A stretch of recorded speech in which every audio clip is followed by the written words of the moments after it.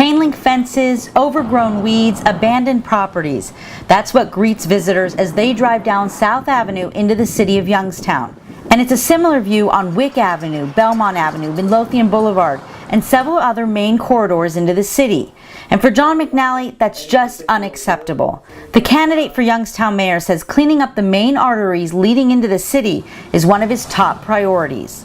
As we have some economic successes in our area with V&M and the oil and gas industry, and just folks realizing that Youngstown is becoming a technology center as well, we're going to have more and more people from out of town, out of state, from out of the country coming to visit us, and we really do have to spend time and effort to clean up those roadways and to clean up those neighborhoods. McNally says no area of the city is immune to the issue.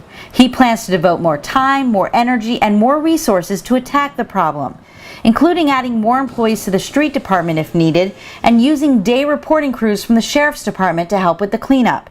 He says it's a fight he's not willing to lose. And I think it's going to invite litigation at times. I think it's going to invite some fights about the city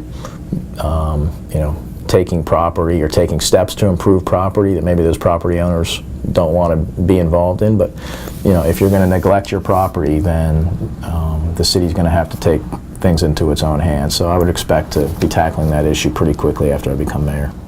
As far as funding for the massive cleanup project, McNally says the money is there if you look for it. You need to look to Columbus. You also need to look to Washington as well, for additional funding for the commercial improvements.